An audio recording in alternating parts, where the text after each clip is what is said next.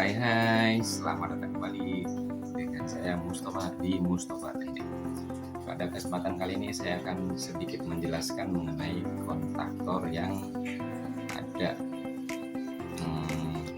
untuk menggerakkan koilnya itu kan ada yang AC, ada yang DC ya. Nah, yang saya gunakan kemarin itu ada yang AC 220 volt, ada juga yang AC 380 volt. Jadi memang banyak macam-macamnya ya. Terus rangkaiannya gimana ya teman-teman? Kita langsung praktek saja.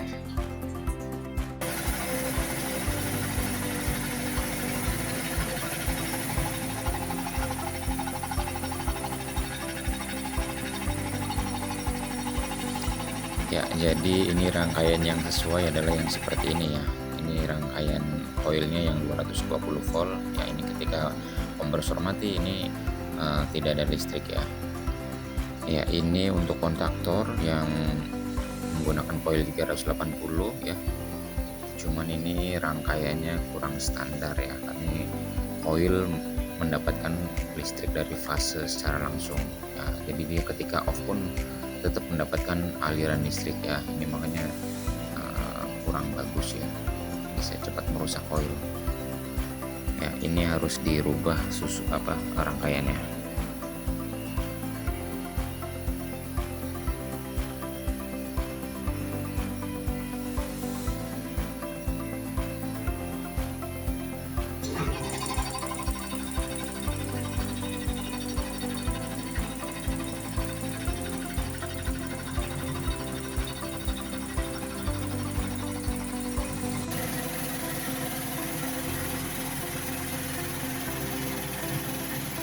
Ya, ini rangkaiannya kurang sesuai ya, kan dari fase langsung masuk ke A1 atau coil ya, jadi ini enggak standar.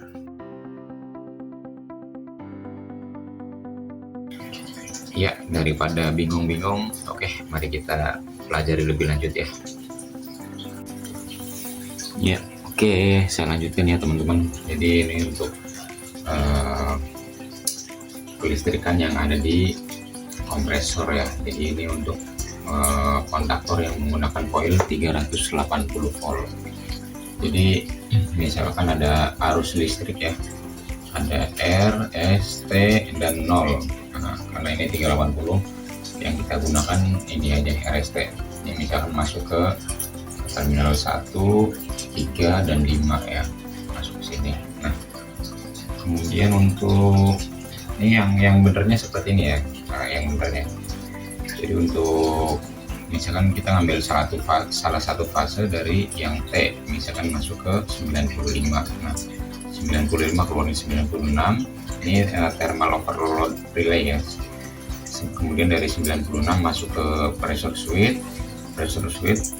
baru masuk ke A1 ya. Di sini ada coil, dari A1 keluar ke A2, dari A2 masuk ke salah satu fase lagi ya.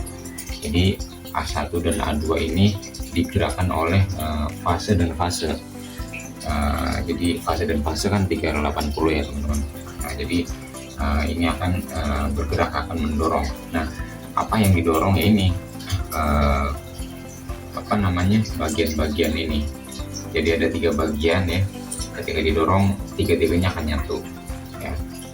Yang bagian 1 dan bagian 2 akan nyatu, bagian 3 dan bagian 4 akan nyatu, 5 dan 6 akan nyatu. Jadi satu paket ya.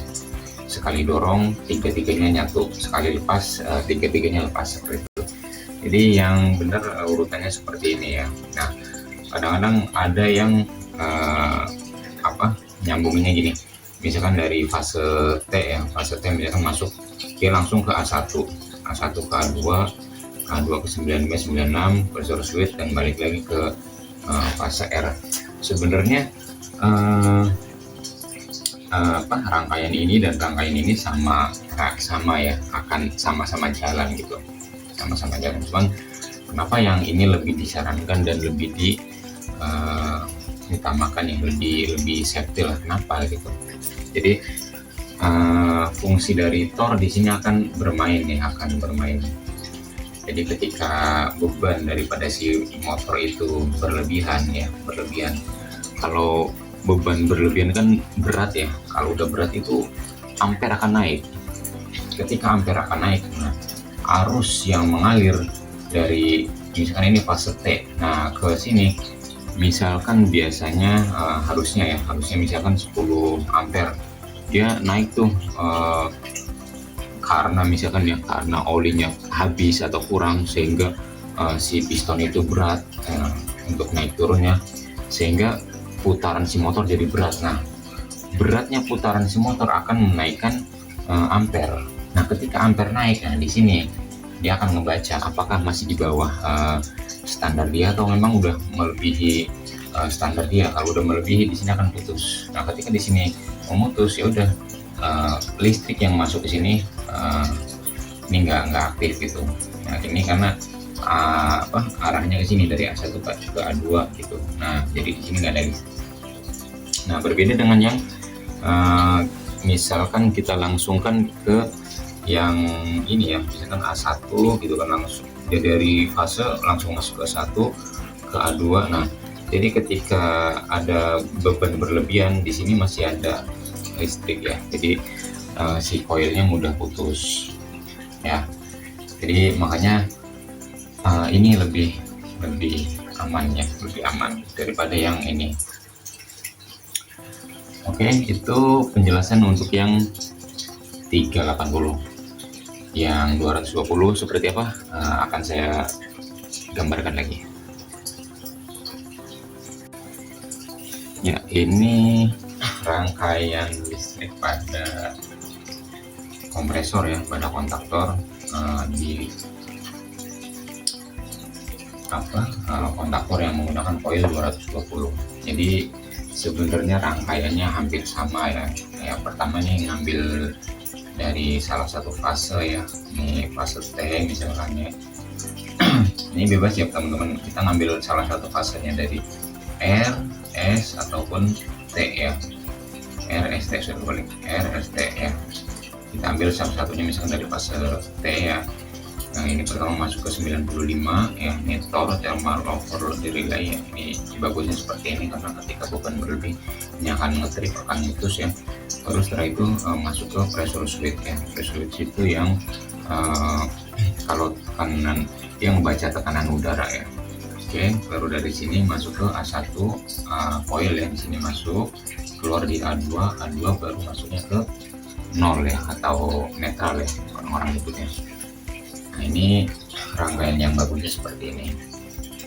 Nah, ada juga cara ini ya, rangkaian lain, cuman ini tidak disarankan ya, seperti tadi ya, ini langsung masuk dari fase langsung masuk ke A1 ke A2, 95, 96 pressure switch, dan masuknya ke 0 itu. Jadi ini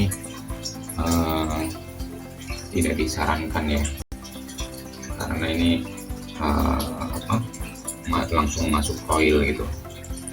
Jadi ketika beban berlebih ini ini ngetrip ya, ini mutus ngetrip. Nah, tapi di sini masih dapat arus listrik ya teman-teman. Tapi kalau ini ketika ini ngetrip ya kan, ya udah ini ke A1 ke pressure switch ya udah nggak ada listrik gitu.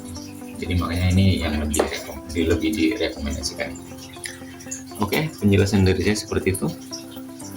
Ya, itu dia penjelasan dari saya.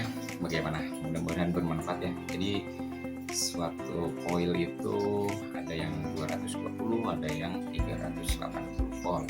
Ya, meskipun yang dialirkannya misalkan 3 fase, ya bisa saja yang untuk menggerakkan coilnya itu 220 volt. Oke. Mudah-mudahan penjelasan dari saya bermanfaat bagi teman-teman semua.